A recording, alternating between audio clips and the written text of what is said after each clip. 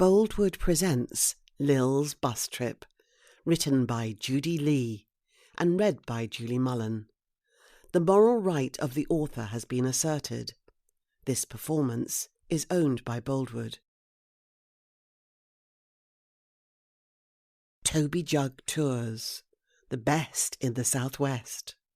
Travel to Europe by luxury minibus. Visit the war graves of northern France. See fairy tale buildings and fascinating architecture. Wander through the historic cities of Belgium. Marvel at the stunning scenery.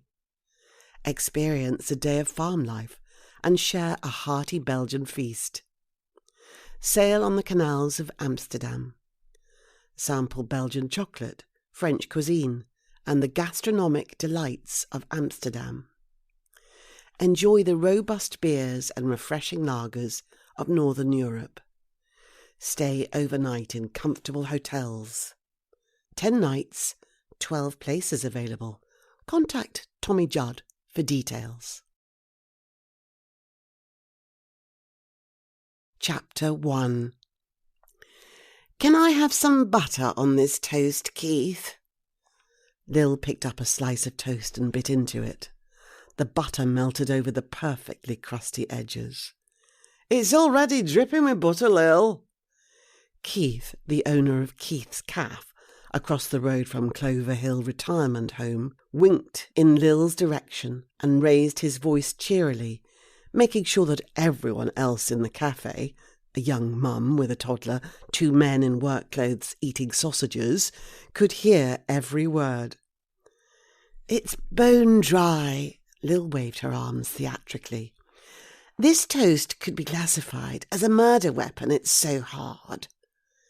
Keith wiped a table with strong arms, inked with tattoos. He was around 40, certainly no more than half Lil's age. He called back, I'm watching your figure for you, darling. No one's watched my figure in years, Lil retorted. It was part of Lil's routine to cross the road every day, have breakfast in the cosy cafe set back from the main road, and pretend to give Keith a hard time. He would flirt with her in return. It was what they always did. She'd tell him that there wasn't enough butter on the toast, and he'd retaliate with a laconic remark about watching her figure or old people being better off without the high cholesterol, and she would reply with the same comment every time. I'm nearly in my grave already, Keith, so I may as well go with a smile on my face and my toast dripping with butter. Didn't you know that's the meaning of life? Butter? And today, as ever, Keith, his hair slicked back, murmured, You know you love me, Lil. To which she replied, Always and forever, sweetie. Before he wandered back into the kitchen, whistling. What about some peanut butter, darling? Lil called after him. Then, in mock desperation, she yelled, Marmalade! Lil chewed toast and pulled her book from her huge, round, cat-faced handbag. She'd wander back to Clover Hill and see what Maggie, her neighbour, was doing. There wasn't much happening in the recreation room. No yoga for seniors, and the hairdresser didn't come until Monday. Today was Friday.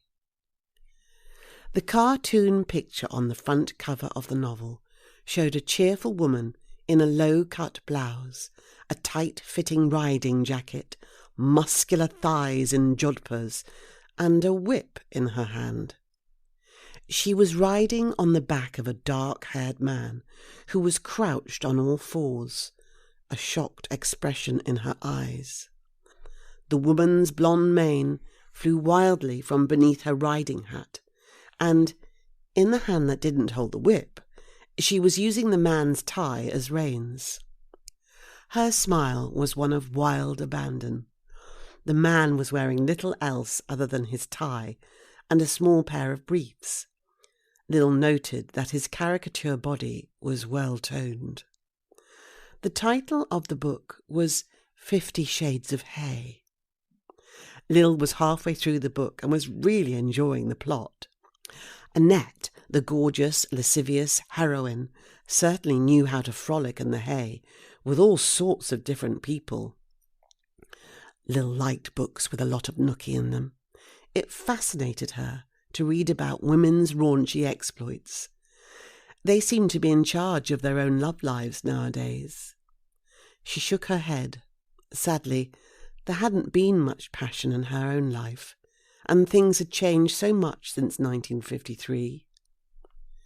She pulled out the old photo that she'd always kept in a frame, but since Cassie had it laminated, she used it as a bookmark so that she could keep it with her.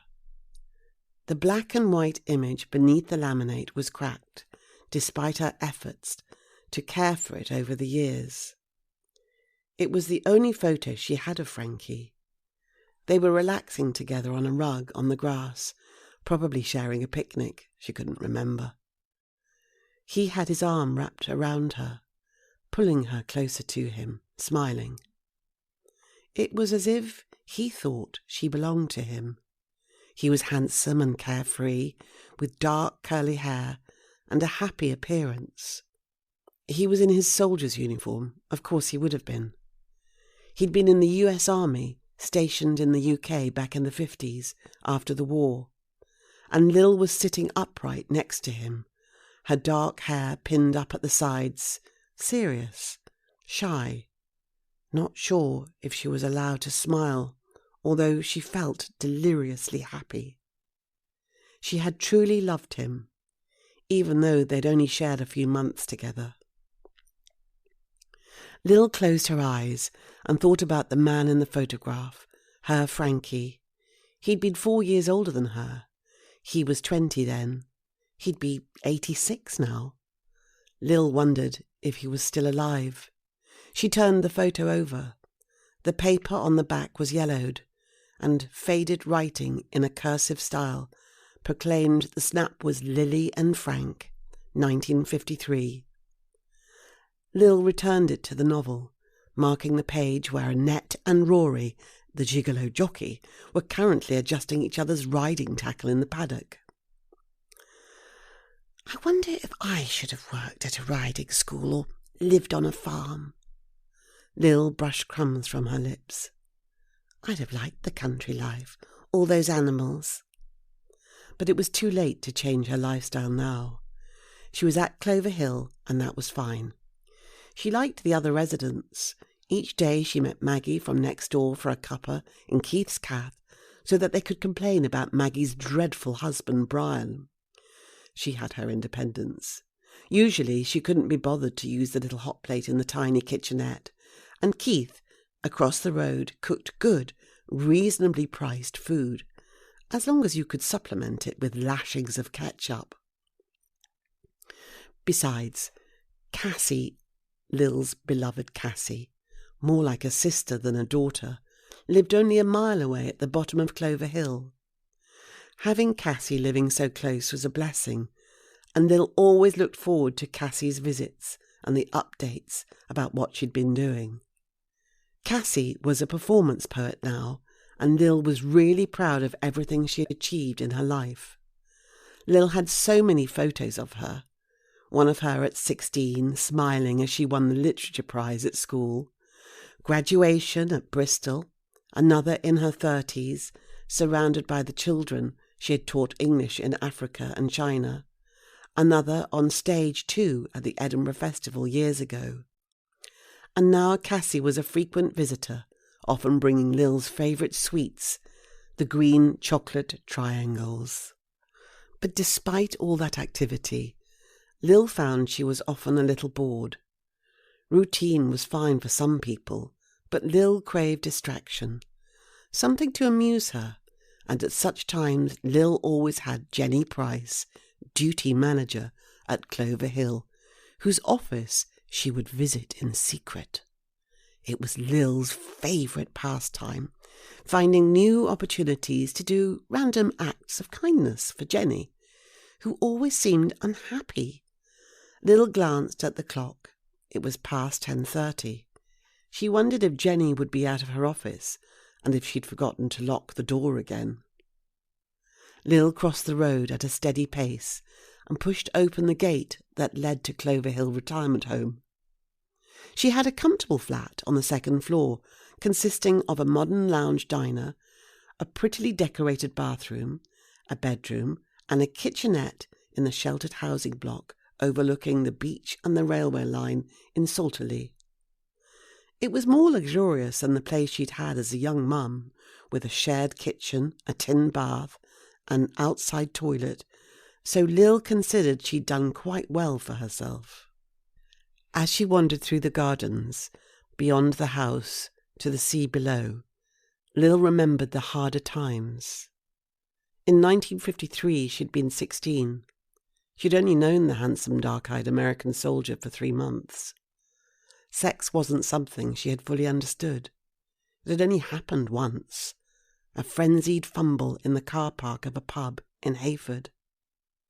Frankie had been sent back to the States 2 weeks later. He hadn't known she was expecting the baby. Lil sighed.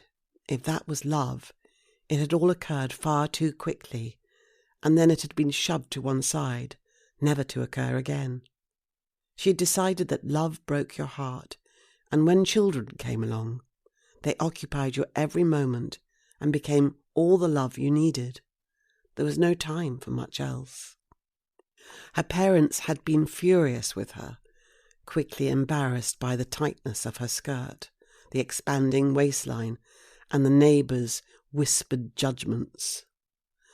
Lil's mother had narrowed her eyes and told Lil that she'd made her bed so she could darn well lie on it now. Her words had pointedly suggested that Lil had already been lying on a bed with someone she shouldn't, and now she was in the trouble she deserved. She brought shame on the family in the process and should be made to suffer all over again. Lil was too young and too naive to plead that she wasn't quite sure how it had all happened, but she was very, very sorry. Lil's father had allowed her to stay in the house, to bring the baby up under his roof until she could find a place of her own. Lil's mum had informed her bitterly that she was now soiled goods and no man would look at her again, not with a child in her arms. So Lil had believed her, forgotten about love, and concentrated on little Cassandra Rosemary Ryan. She had chosen the first name weeks before the birth, when she came across it in a book. It was the name of a Greek goddess. Her daughter would be a blessing. She hardly remembered the actual birth, except that she'd been terrified. For the first few days she'd gazed in disbelief at the soft bundle in her arms. From that moment onwards, she'd had little time to think of anything else but Cassie. Each day a treadmill, lurching from feeding, washing baby clothes, then later helping with homework, making ends meet with small cleaning jobs, dancing each night to Buddy Holly and later the Beatles in the little room with her beloved growing daughter. It was only after Cassie had left home that Lil had worked full-time, managing to scrape together every penny she could, determined to start her own business. She'd bought a B&B much further south, in Salterley, Devon, by the sea, and that was where she'd stayed until she'd moved to Clover Hill. Romance had been the last thing on her mind. She hadn't wanted her heart broken again. Lil pressed the 8-digit code on the keypad, and the door opened. She stepped inside and was immediately too warm. The heating was on, despite the summer sunshine. The small office was on the ground floor, opposite the entrance, but Lil knew she'd be quickly aware of Jenny approaching. The click of the door, the echoing footfall, the scent of floral perfume that made her nose twitch. Lil would have time to make her escape. Her fingers were already on the door handle. One turn, one push, and she was inside. Jenny had forgotten to lock it, as usual. She left the door ajar to make sure she'd hear Jenny's clattering heels a mile off. She sat in the swivel chair and twizzled round one way, then the other, and then whizzed at speed. She glanced at the desk. It was untidy again, although Lil had sneaked in 3 days ago and tidied it up for her. Jenny had left her diary open on today's date, Friday, 26th of July, 2019. Lil noticed the debris on the desk, a chocolate wrapper, an unwashed coffee cup, and an almost empty carton, which had probably been last night's takeaway food. By the smell of the smears of sauce, Jenny had ordered chow mein. Lil began to tidy the surface, arranging things in order, pushing rubbish into the already overflowing basket, wiping the coffee stains from the desk with a tissue from the pretty box Lil had secretly planted several weeks ago. She sniffed. The honeysuckle air freshener she had left back in June was still working, but Lil made a mental note to replace it soon. Lil glanced around for something else to do to brighten Jenny's life at Clover Hill. It was hard work and a huge responsibility being duty manager, caring for so many residents, and Jenny always seemed to carry the world on her shoulders. Lil had never heard her laugh, but she imagined her smiling, however briefly, when she discovered the little things Lil did to make her life sunnier. She gazed around at the Cliff Richard 2019 calendar on the wall, a collection of photos of the singer in his younger years. Cliff was Mr. July at the moment, in Bermuda shorts, smiling boyishly with pearly teeth. Lil had left the calendar hanging in Jenny's office back in January. She knew Jenny was a huge fan of Sir Cliff. She glanced at the empty tin of mixed biscuits she'd left for her at Easter. Lil had recycled it as a container for pens and pencils in May. Lil plucked another tissue from the box and started to polish Jenny's telephone. It was dirty, with greasy fingerprints on the glossy black plastic. Lil rubbed hard, and then an idea came to her. She could ring up and order a pizza for the duty manager's supper. Jenny would still be in her office this evening, and Lil imagined she'd enjoy a nice Hawaiian pizza. She pictured Jenny's face brightening with delight when it arrived, the delivery girl telling her that it had been ordered on her behalf. Jenny still had no idea that it was Lil who sneaked around doing all the secret random acts of kindness. Then Lil heard the echo of footsteps. She sidled out of the office and mushed towards the stairs. She'd go and share her morning news with Maggie. She'd rescue her from Brian, who'd be sitting in the chair, smoking and watching 70s TV, Charlie's Angels, most likely. Then they'd share a cup of tea, a laugh. She always cheered Maggie up. Lil disappeared up the steps and around the corner, just as Jenny, in a black jacket and sensible skirt, paused at her gaping office door and frowned. The door was ajar. Chapter 2. Cassie Ryan walked into the Jolly Weaver, a smile on her face, looking forward to the evening. In one hand she carried her banjo case, the other was tucked through the elbow of Ioannis Anastasio, always called Jamie, her housemate. The pub was full, as it always was on Friday night is open mic night. Cassie deposited her banjo at the usual table, helped Jamie to a seat, and, as he stretched out his legs, she moved to the bar, where a middle-aged man and a woman were busy pulling pints. Duncan, the barman, his hair darker than ever, despite his 50-something years, came straight over. "Beer and a port and lemon, Case." Cassie nodded. "I'll bring it over straight away."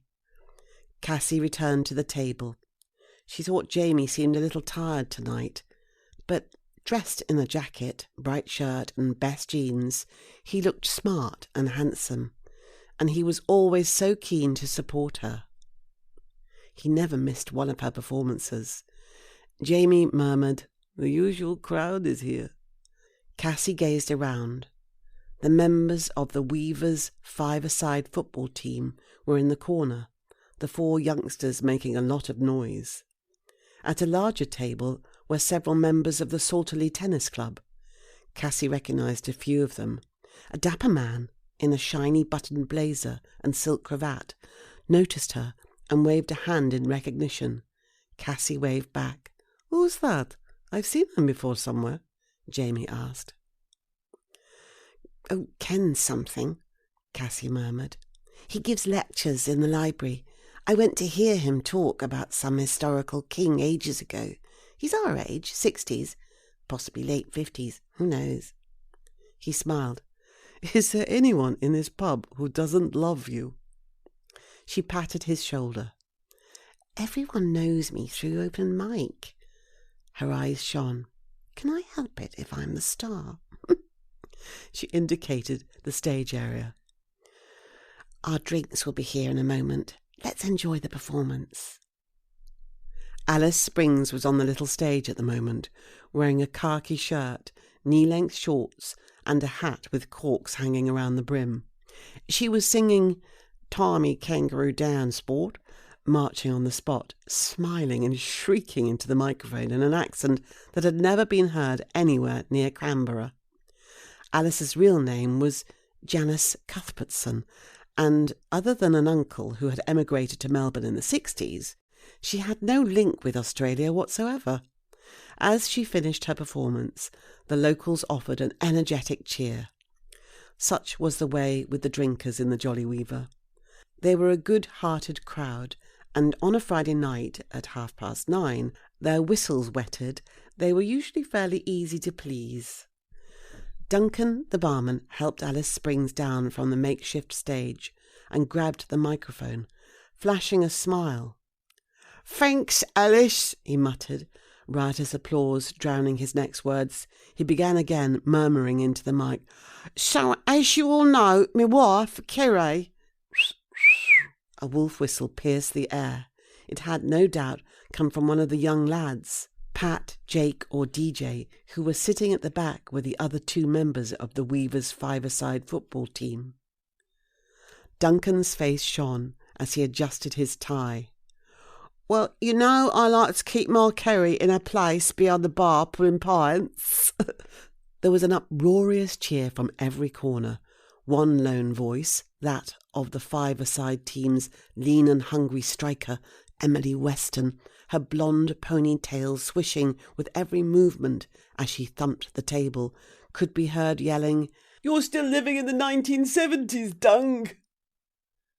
"But Kerry wants to sing a song, and as you all know, what Kerry wants, Kerry gets, so normal service will be interrupted for the next 10 minutes, Duncan protested. Kerry, his wife, was next to him, a willowy redhead in a short dress, tugging the microphone from his hands and waving him back to the bar. Despite the tumultuous applause, Jamie managed to whisper audibly in Cassie's ear, "She's going to sing Funny Face again." Kerry fiddled with her hair and purred. "This song is special. It's for my wonderful husband, Duncan." Cassie moved her lips closer to Jamie's cheek. "Funny face it is." Jamie gave an expression of excruciating pain as the karaoke backing track whined through speakers, the persistent screech of a violin and a slide guitar, and then Kerry began crooning in a cracked voice, waving her hands and gawping mournfully at her spouse, as if the lyrics of Funny Face personified their love. She was more than slightly off-key. Duncan leaned on his arm at the bar, staring back, besotted. Jamie reached for his glass, draining the last of the port and lemon, as if it were life-saving medicine. Cassie squeezed his knee encouragingly, and he, in turn, rolled his eyes. Kerry threw her arms in the air for the big finale, missing the last high note completely, her voice more piercing than ever, and the audience offered ecstatic applause as she bowed in appreciation. Then she was back behind the bar, and there was a flurry of punters buying pints and bags of crisps. Cassie turned to Jamie. "Are you all right?" He winced. The left leg playing me up a bit tonight, but it's nothing a refill won't cure. Cassie raised her glass and tilted it towards the bar, and Duncan was by her side. Are you ready to go on, Cass? You're my final act of the evening. She nodded. Another port and lemon for Jamie, please. I'll sort it, and there'll be a pint of otter waiting for you here when you've entertained the troops. Cassie took her place on stage, carrying the banjo, aware that everyone was watching her. She was resplendent in the spotlight tonight, wearing tight black velvet trousers and a red patchwork velvet jacket, her snow-white cloud of hair tied with a purple bow. Tumultuous clapping echoed around the bar, some people banging at the table with their fists. Cassie whispered in a voice soft as silk, All right, you lot. Calm down. I'm here now. Her eyes shone with mischief. Someone at the back started thumping the table and chanting her name. Cassie, run! Cassie, run! Cassie, run! No doubt it was Pat Stott, a tall young man in his early 20s with a bright thatch of red hair and china blue eyes that stared as if he were perpetually amazed. Pat was always laughing, his external ebullience hiding his naturally shy personality. He had a big voice and a big heart. Everyone in the Jolly Weaver knew he was too good-natured to be a really effective goalkeeper, but he was the best the five-a-side team could find. So, here's a song about old people's daytime TV, Cassie crooned, picking up the banjo that stood by the side of the stage. Someone shouted, You're not a day over 40, Cass! I'm 65 years old, she retorted. Pat was wolf whistling again. Cassie's voice was syrup through the loudspeakers. So, is there anyone here who watches much daytime TV? Tommy Judd shouted that it was all repeats, but in less demure language. Then Cassie offered a mischievous, lopsided grin. Well, here's my take on daytime TV, and in particular, the type of adverts we have to put up with in between all those repeats. With a conspiratorial wink, she began to sing, her voice tuneful, playfully changing from loud to soft, and the room was silent. This daytime TV will be the death of me. I watch Pointless the Chase with a smile on my face, all the soaps on repeat while I put up my feet. But the advertisement break is more than I can take. It's all... She winked at the audience, took a melodramatic breath, and launched into a frantic chorus. It's all dentures, dementias, silver surf adventures, watering cans, funeral plans, Stena lifts, pointless free gifts, receding hairs, reclining chairs, reading glasses, old age bus passes, inflation, cremation, and too much elation. Hot meals, just order 'em and more. Carol Vorderman. We won't get some peace without equity release. Now life's at a junction, erectile dysfunction. Book a final resting place and go back to the chase. These ads are depressing. With my head they are missing. Old folks are a burden. It's on the ads I just heard 'em. Daytime TV makes my blood boil. All I have left is to...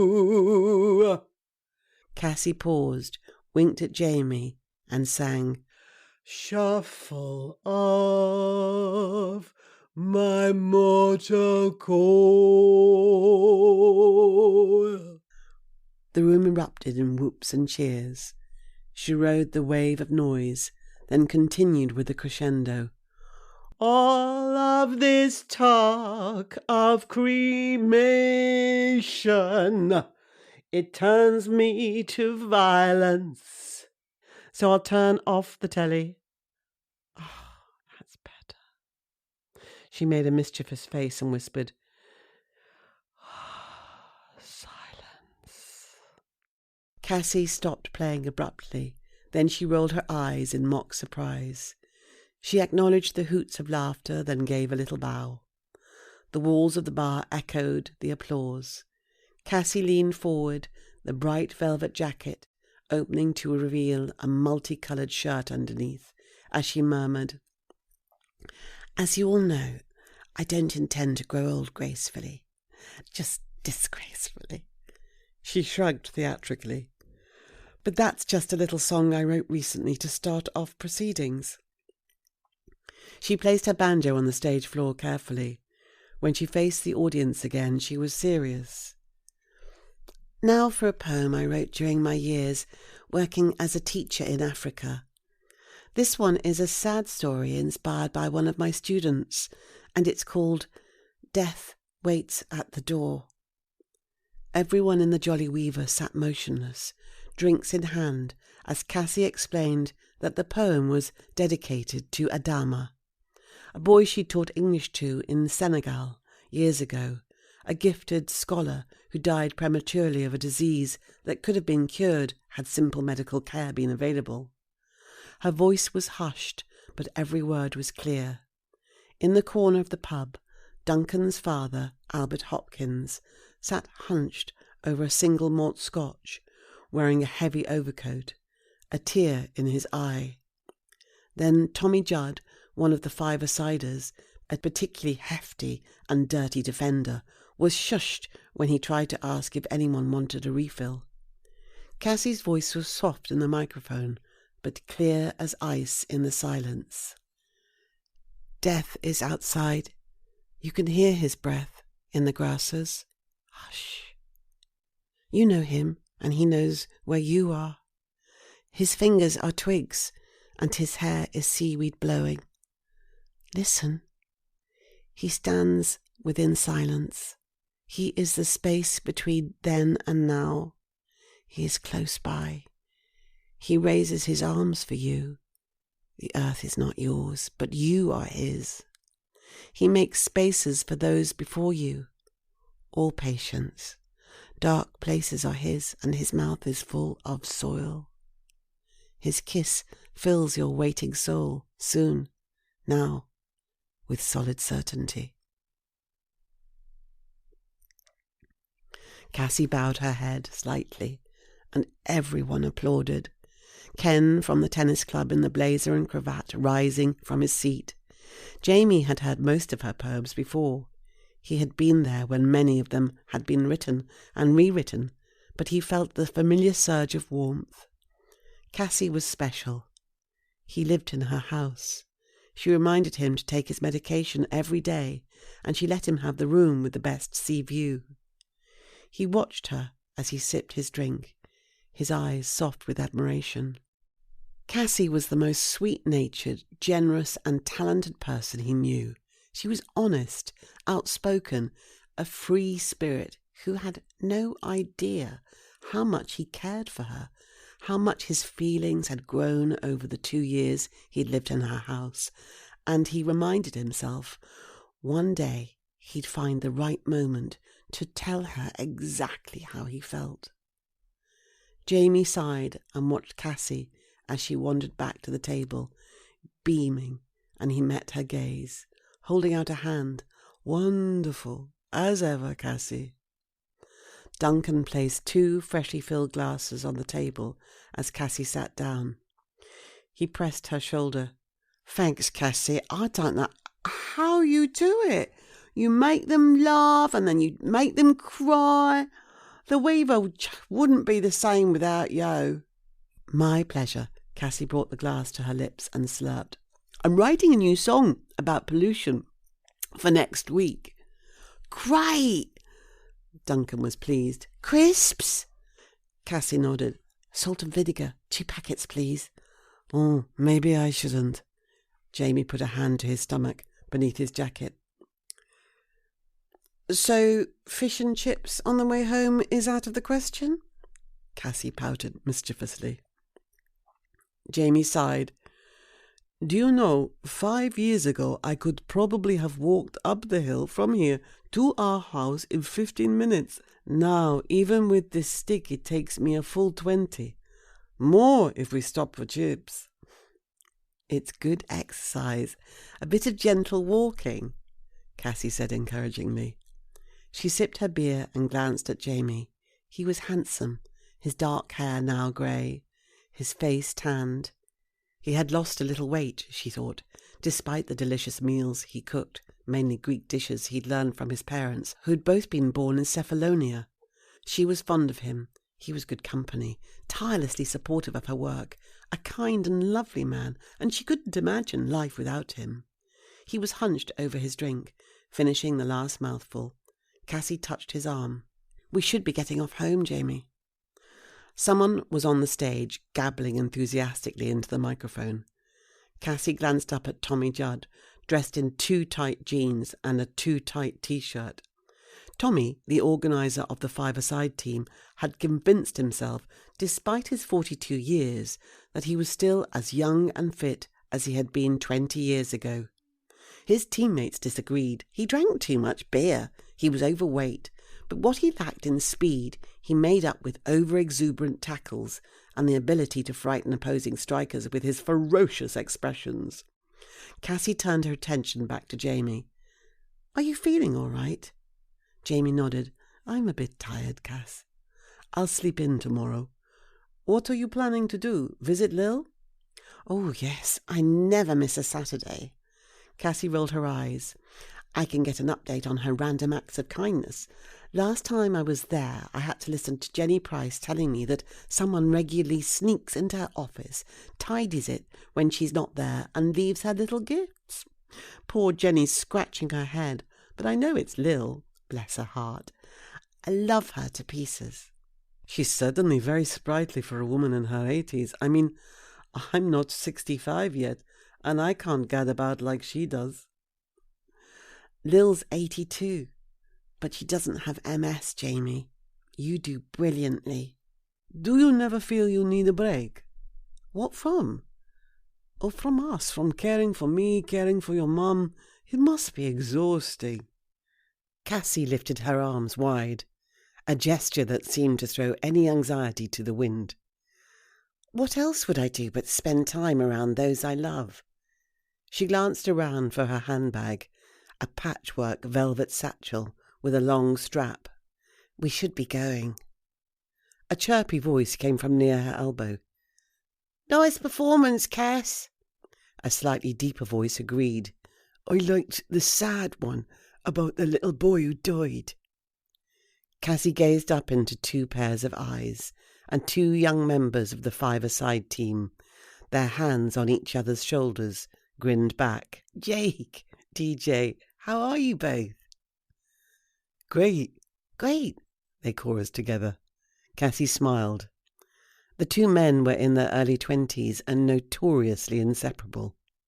Jake Mathers was shorter in stature, with long, intensely black hair falling over his eyes, and Donovan Niati, always called DJ, was taller, a tangle of dreadlocks on top of his head, shorn at the sides.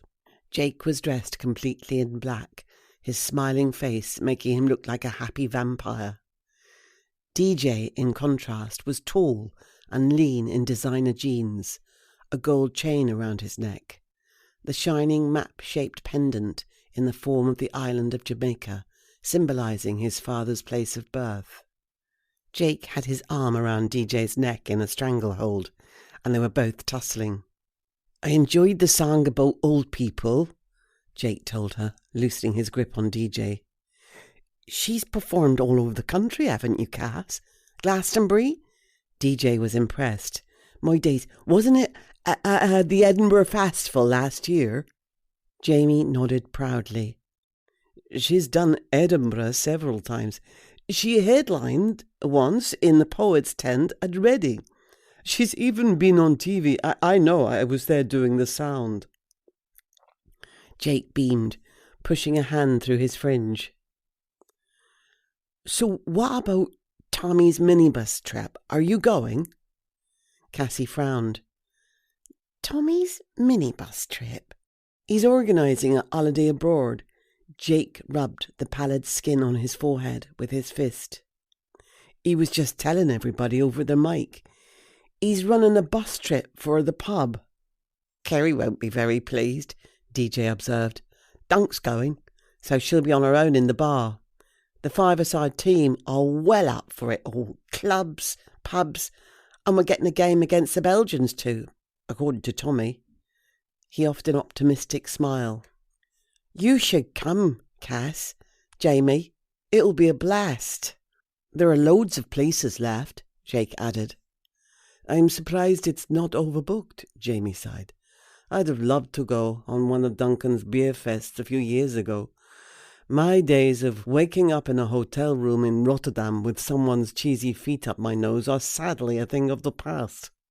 Jake rummaged in the pocket of his black jacket and tugged out a roll of leaflets. Well, have one of these anyway. We promised Tommy we'd hand them out. Take care, you guys.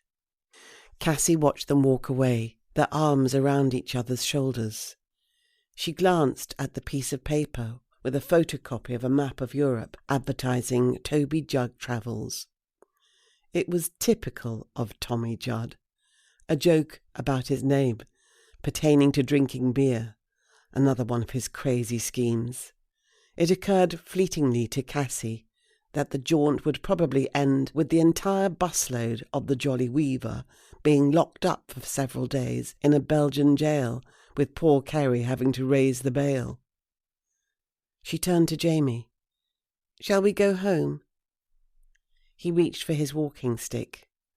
Ready as I'll ever be. They ambled towards the door in step. Many of the customers were saying last goodbyes. Others had already drifted home. Kerry was still washing glasses, and Duncan was clearing tables, waving to friends, calling out cheery good wishes. Tommy was handing a leaflet to an uninterested woman with a neat haircut, a loose floral scarf, and a blue sweatshirt with the logo of Salterley Tennis Club. In the corner, Albert was huddled in his huge overcoat. He appeared to be asleep. Then he opened an eye, gazed around, rubbed his chin, sipped the last mouthful of single malt, and waved a hand to his son for a refill. Chapter 3. Lil and her neighbour, Maggie Lewis, were sitting at a small table in Keith's cafe, drinking milky coffee. Lil was wearing a long cardigan over her t-shirt and jeans. She knew Keith had switched the heating off for the summer. Maggie wore a loose, sleeveless dress and was complaining about the heat and how hardly any of last year's summer clothes currently fitted her. Lil patted her hand sympathetically and suggested that she looked great, but if she had put on a pound or two, Keith's cooking might be to blame. He made his cakes very sweet, and the biscuits were always sprinkled with sugar. Maggie shook her head sadly. No, I come for eat, Lil. Anything sweet relieves the boredom. It's Brian. He drives me mad. I thought he never spoke to you. He doesn't. He sits in the chair all day in the flat, watching the little television, all the old programmes from the 70s and the 80s. It's blurring out all day long, and he's ogling Charlie's Angels and chain-smoking, she sighed. It's no company for me. I'm all alone and bored. You have me and yoga with Geraldine once a week, and that nice young man from the art college to teach us how to do macrame, Lil protested. It's not enough, Lil. I still have to go back to Brian afterwards. The stench of smoke and his dull poop, poop, poop laugh from the armchair every 5 minutes. It's like living with Thomas the Tank Engine. Why ever did you marry him? Lil asked. We loved each other. A long time ago. He was gorgeous. We used to dance together. The first time we met, we smooched to Elvis Presley, Love Me Tender. I was whirled off my feet. Maggie patted her hair, cut in a tidy style, and fingered a small pearl earring. Then we married, and I had Darren 6 months later. Then Ross and Paul came along, only 18 months apart. Then Gemma, who wasn't planned, and Brian was working all hours for British Telecom. But we all got on so well together. Family life was wonderful. I loved being a mum. But when the kids left, one by one, and Brian retired, we came to live in Clover Hill. We just settled into silence and a daily routine, and her voice trailed off, her face sad. Lil thought she ought to finish this sentence. You've grown apart. It's got worse over the last 2 years. He just watches TV now, and I'll do all the running about. Maggie sipped cold coffee. I try to make the best of what I've got, although I never have anyone to talk to. But you're next door, thank goodness, and you cheer me up. And my kids come to visit with the grandchildren, so I have that to look forward to. Thank goodness for our kids, Maggie, Lil nodded. I'm so glad I have my Cassie. She'll meet us here soon. She stared at the half-drunk coffee and pushed the mug away. Do you know, she invited me to live with her before I moved here. We've always been good company for each other, but she needs her own life, so I chose to come to this place instead. I'm glad I did, too. How long have you lived here now? Oh, years. I ran the B&B for ages. Cassie came home from her travels after teaching abroad, and we ran it together for a while. She made a name for herself on the circuit with her performance poems, going all around the country, and she'd bought her little place down the road, so I moved here. I've always been independent. I fancied the idea of sheltered accommodation where I could do my own thing. I like it, especially having nice neighbours like you. And what about the man Cassie lives with? They aren't married, are they? Lil shook her head. No, you won't get our Cassie settling down. She wasn't brought up that way. She's had plenty of offers, mind, but she's a free spirit, like me. Men let you down sometimes. I think most men find Cassie a bit too headstrong. She does her own thing. Jamie, the chap who lives with her, is just a friend. He's really nice. Maggie gazed at the clock on the wall. Well, I suppose I'd better get back to Brian, to the silence and the stench. Why? Stay here and have another cuppa. Lil was baffled. He won't have noticed that you're not there. He never does, Maggie mused. It's just habit, I suppose. It's nice to spend time with you, though. You make me smile. Time away from Brian makes me realise that I'm still alive. Cassie and I will call round for you later, and we'll walk down to the sea. I love watching the waves roll in. Me too. The fresh air and the view are lovely. Maggie eased herself upright. I'll look forward to that. I'd better bring a coat. The wind's chilly today. I'll see you later, Lil. Lil watched her friend walk through the cafe and stop at the door, calling a cheery greeting to someone who was approaching. As Maggie left, a snow-haired woman in a black velvet cape and jeans, with huge holes in the knees, rushed in holding a bunch of flowers and a box of chocolates. Lil leapt to her feet, ignoring the twinge in her hip. Cassie! Great to see you, Lil! Cassie hugged her mother, feeling the small woman's arms wrap around her. Lil felt as fragile as a sparrow. A latte for my Cassie, please, Keith, Lil called. Coming up, gorgeous, Keith yelled back from the kitchen. Lil was beaming. Sit down, Cass. Tell me all about it. How's the outside world doing? Do you know, I meant to come to the Jolly Weaver last night to see you perform, but I was a bit tired. I should have got a taxi or asked Jenny Price if her Tim would give me a lift. Cassie put her lips close to her mother's ear. Talking about Jenny Price, she stopped me on the way here. She was very surprised. Oh? Lil showed her daughter the innocent expression of an angel. Cassie knew the look so well. Her office was spotless. How strange. The poor woman was mystified by how it had suddenly become so tidy. Really? Lil placed a hand over her mouth, batting her eyelids. She had a takeaway pizza delivered to her office last night too, and she'll have no idea where it came from. Cassie hugged her. You're just so lovely, Lil. I feel like the elusive Scarlet Pimpernel, you know. They seek her here, they seek her there. It relieves the monotony too. Lil sighed and put her hand to her hair. The same soft snow-white hair as her daughter's, but thinner. Cassie shook her head. What about a hobby? I do yoga with Geraldine and macrame once a week with a handsome art student. Well, that's not much. You need a proper hobby. I've got hobbies. I come to the cafe to tease Keith and help Jenny with random acts of kindness.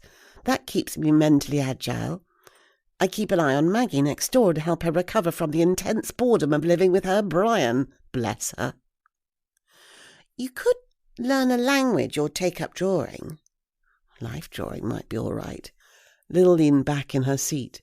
She thought of the cartoon man with the horse-riding woman on his back in the novel she was reading. I'd happily sketch a lithe young man with muscular thighs. A proper model. A big, naked man. That would be good. Cassie gazed in disbelief. Shall I buy you some art materials today, then? Lil patted her hand. Talking of which, Cass, have you got a piece of scrap paper and a pen? Cassie rummaged in her bag and handed her an A5 sheet with one blank side and a biro. Here, are you going to do a sketch now? Shall I pose? No, I have to make a list. There are just a few things I need you to get for me. Lil turned the paper over, pen poised thoughtfully. Some of that face cream for the over 40s, and some more sweets, the chocolate triangles. And some hand cream, the jasmine one. There was something else I wanted. We can finish it later, Cassie suggested. How about a walk back to Clover Hill, through the garden, down to the path, and we could look at the sea? Oh, that would be smashing. Lil eased herself up. I'll have to get a warm coat if we're going outside. We'll call for Maggie. And you can tell me about the poems you've been writing. Oh, did you write that new song about pollution? She moved forwards precariously, making sure her hip joint took no strain. Come to think of it, we could do with a bit of global warming. There's a bitter wind outside. It comes off the sea and cuts through right to your bones. Cassie caught her eye, the mischievous twinkle, and nodded. She was reminded at these times how much he loved her mother, how resilient she was, how willful. That was how Lil had kept going all her life. Basic bloody-mindedness. It was how she dealt with adversity and challenge, how she pulled through. Cassie took her arm, feeling the thin body against hers, the fragile bones. The surge of love and respect she was feeling became momentary anxiety. Lil was 82. Cassie would not have her mother forever. She hugged her tighter, sensing Lil lean against her gratefully, and they moved together in step towards the door. It's not going well, Jamie. Cassie chewed the end of her pen and adjusted the huge red reading glasses perched on her nose. It's too didactic. You can't make pollution funny, and you can't preach to people as if they know nothing about the subject when so many people do. Maybe the tune is wrong.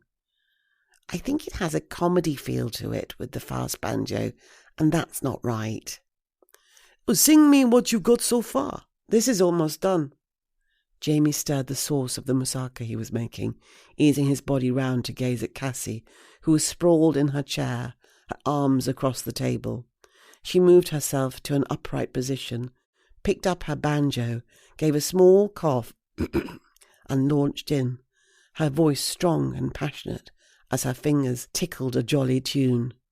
It's sadly fantastic that we need to get drastic. We have so much plastic swamping our seas. Cassie stopped, her face pinched in an expression of frustration, and shook her head. It's trite. One for the bin, I think. It might work, Cassie. Maybe slow it down a bit. Make it mellow, Jamie suggested, piling salad in a serving dish. It's a bit pessimistic, but that's the effect you're striving for. Cassie watched him lift the salad bowl with both hands, and she sighed. I think I need to come back to it. I've started a poem about dreams. It has potential. I might return to that one. I'm just feeling a bit stale at the moment. Jamie walked over to stand behind her chair, placing his hands on her shoulders, pressing down gently. He closed his eyes, breathing in the sweetness of her scent. You work hard. Maybe you need a break. Go for walks, take time out. Spend some energy caring for yourself. I haven't had a holiday in years, not a proper one. Cassie closed her eyes and inhaled. The moussaka smells delicious. It's ready for the oven, and meanwhile, I'll open a bottle of red. Then you can tell me all about Lil and the mischief she's been up to. Lil adjusted her reading glasses, sipped her tea, and stared at the list she was writing. She couldn't remember what the other item was that she needed Cassie to buy for her. Hand cream, face cream, chocolate triangles. What was the other thing? She scratched her head for a moment, thinking. That was it. Shampoo. Some of that stuff that made white hair glossy. She wrote in her careful handwriting, shampoo. She touched the piece of paper she was writing the list on, the one Cassie had pulled from her handbag, and turned it over. Something was printed on the other side. She stared at it. It was a poster of some sort, advertising Toby Jug tours, and there was a colourful map. Lil brought the leaflet closer, tracing the coastlines with her finger. France, Belgium, the Netherlands. She read the small print. The holiday would visit 3 countries. There would be beautiful scenery, chocolate to sample, beer. You could even visit a farm, and there would be a minibus to take you from one place to the other. Lil rubbed her chin thoughtfully. A holiday would be nice. Mobility wouldn't be an issue in a bus. She could take plenty of cushions. Cassie could do with a break too. Lil thought she had looked a bit tired. Her eyes had been circled with dark smudges. She listened to the television blaring from Maggie's flat next door. Brian watching the Sweeney again, and Maggie was probably watching Brian. Then suddenly Lil was clapping her hands together. An idea was forming. She had no mobile, and using the phone in the flat was much less exciting. Lil glanced at the clock and wondered if Jenny Price would be in her office. If not, the door might be unlocked and she could just slip in. It would only take a few minutes and she'd leave her a chocolate triangle just to say thanks. She grabbed the leaflet from the table and whirled towards the door, noticing that her hip had temporarily stopped aching. That was a good sign. She was revitalized. She had a plan. Chapter 4. Cassie strode into the Jolly Weaver, immediately noticing the group of people crowded around 2 tables pushed together in the corner. Tommy stuck a pen behind his ear and yelled, "Over here, Cass!" She sailed past the bar and Duncan called over to her. "I'll bring you a pint and join you in a moment. Kerry can hold the fort."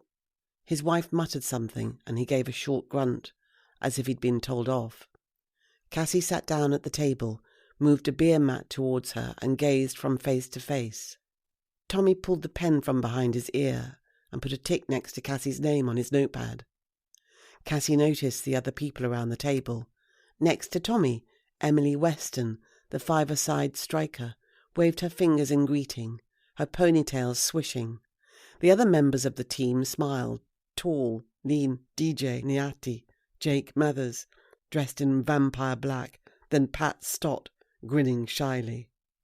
She also recognised Sue Wheeler, who ran the Salterley Tennis Club. Sue was short and slim, her hair cut stylishly straight at her jawline. She had an intelligent expression, tight slacks below a cashmere jumper and a loose turquoise scarf. The man next to her was Ken Harrington, tall, slim, light-haired, probably in his late 50s, a similar age to Sue. He was wearing a smart blazer with brass buttons, a green silk cravat knotted at his throat. He lifted a hand and waved. Cassie recalled his talk in the library a year ago about Richard III. It had been quite lengthy. In the seat next to him was a broad-shouldered, muscular woman with auburn hair in a sweeping style. She introduced herself. Denise Grierson. I'm new to the area. She glanced at the man and woman next to her. And new to the tennis club. I've recently moved into Larkside Avenue, just down the road from Sue. She offered a little wave of her hands as she spoke, clearly self-assured. Cassie noticed that Denise pronounced Sue as Sue, and she noted the imperceptible nod of approval from Ken Harrington, and how Sue's nose turned up at the end, as if she could smell something unpleasant. Duncan sat next to Cassie and put 2 pints of beer on the table, one for himself and one for her. He rubbed a hand across his hair, which had recently been cut shorter, a helmet of thick fur. "Right, Tommy, we're all here. I think we can start now." Tommy studied a sheet of paper and began to examine each name. "Cassie's here, tick. Duncan, co-organiser, tick. Then there's me, Tommy, tick. Others from my five-a-side team, Amelia, DJ, Jake, Pat, tick. Tennis club members, Sue, Ken, Denise, new lady, all here, not present. Lil Ryan, +1, that makes one missing. Oh, Albert. He's here, good." He glanced at Albert, who reached for his pint of beer, oblivious, supped a mouthful and closed his eyes. "Right, everyone." Cassie lifted her pint. "Before we begin, Tommy, thanks for your text inviting me here, but I'm not sure why. Something about a holiday?" She was aware of the others' eyes on her. Emily Weston, slender, fresh-faced, who could be no older than 22, winked at her. Jake whispered something to DJ and sipped his half-pint of lager. Tommy stretched his arms and cleared his throat. "Okay, we're here today because we've all signed up for the Toby Jug Tour of Northern..."